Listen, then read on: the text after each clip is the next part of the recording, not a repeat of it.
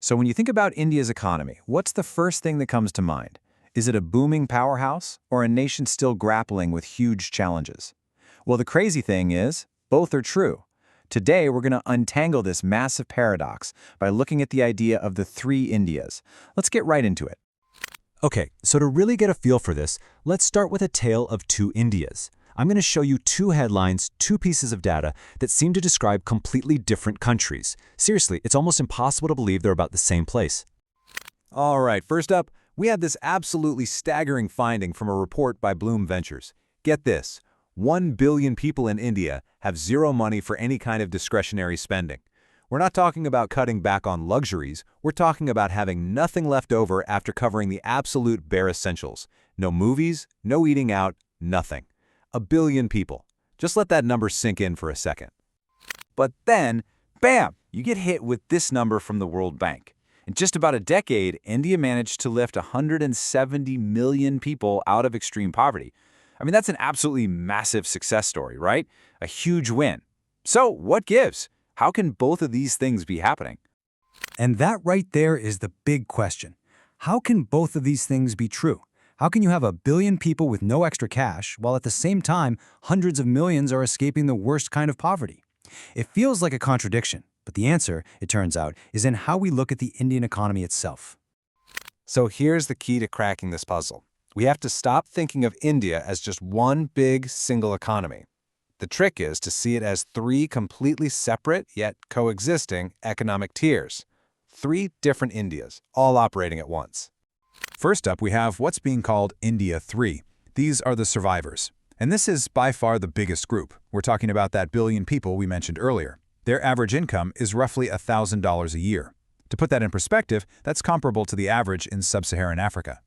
Basically, every single rupee goes towards survival, just food, shelter, the basics.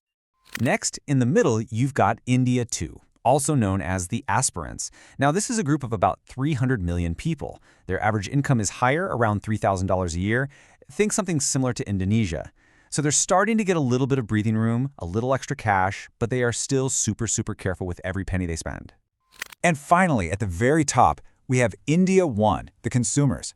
Now, this is the smallest slice of the pie, just 135 million people. But check this out. Their average income jumps to around $15,000 a year. Their collective spending power is so huge, it's about the same as the entire country of Mexico. These guys are the engine, the driving force behind all the headlines you see about India's booming luxury market. Okay, so we have these three distinct Indias. What does that actually mean for the economy as a whole? Well, it leads to this very specific and kind of troubling pattern of economic recovery that you might have heard about. And this is maybe the single most crucial finding in this whole analysis. India 1, that top consumer group, is deepening, but it's not widening. What does that mean? It means the rich are definitely getting richer, but the number of rich people isn't really growing. The wealth is concentrating at the top. It's like a party where the people inside keep getting more and more food, but nobody new is being invited in. This whole phenomenon has a name. It's called a K-shaped recovery, and it's pretty easy to picture. Just think of the letter K. After an economic shock, one part of the economy shoots up and to the right. That's the top arm of the K. But at the same time, another part of the economy flatlines or even goes down and to the right. That's the bottom arm. You literally have two completely different recoveries happening at once. So, in India's case, this K maps perfectly onto the three groups we just talked about. That top arm, the one going up, that's India 1, the consumers. They're the ones driving that boom in premium, luxury goods. And the bottom arm, the one stagnating, that's India 2 and India 3. That's the mass market, where spending is flat because, well, incomes just aren't really growing for them. And you can see this playing out everywhere you look. You hear about ultra-luxury apartments selling out in a flash. Premium smartphones are flying off the shelves. Concert tickets that cost a fortune are gone in minutes. Meanwhile, sales for basic, mass-market goods are sluggish. That, right there, is the K-shaped recovery in the wild. All right, but wait a minute. What about all that good news? Remember the 170 million people who escaped extreme poverty? How does that fit into this K-shaped picture? Let's circle back and connect those dots. I mean, just look at these numbers from the World Bank. The progress here is absolutely undeniable. The slice of the population living in extreme poverty, which means less than $2.15 a day, it plummeted from over 16% down to just over 2%. That happened in about a decade. No matter how you slice it, that is a monumental achievement.